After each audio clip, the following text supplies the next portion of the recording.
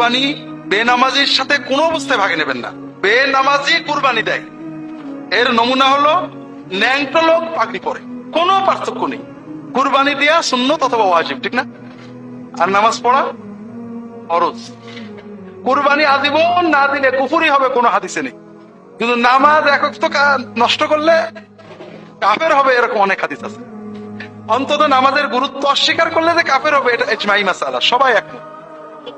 এই জন্য যারা নামাজ পড়েন না, নিয়মিতই পড়েন না, তাদের সাথে কখনোই কোরবানি করবেন না। এখন আমাকে একজন ফোন করেছেন নাটোর থেকে, যে হুজুর আলহামদুলিল্লাহ আমাদের গ্রামের অধিকাংশ মানুষই নামাজ পড়ে, বেনামাজি খুবই কম, তারপর অনেক মানুষ আছে বেনামাজি।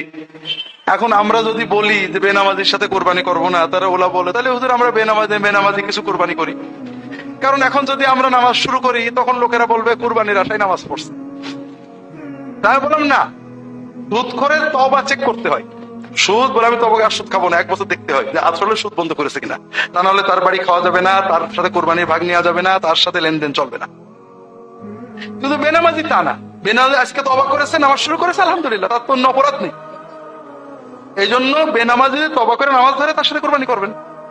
তাকে কখনো খোটা দেবেন না যে কোরবানির জন্য নামাজ শুরু করেছো, এটা দিলে গুনাহ হবে। বেনামাজিদেরকে আলাদা কমিউনিটি বানানো আমাদের উদ্দেশ্য না, বেনামাজিদেরকে নামাজমুখী বানানো আমাদের উদ্দেশ্য।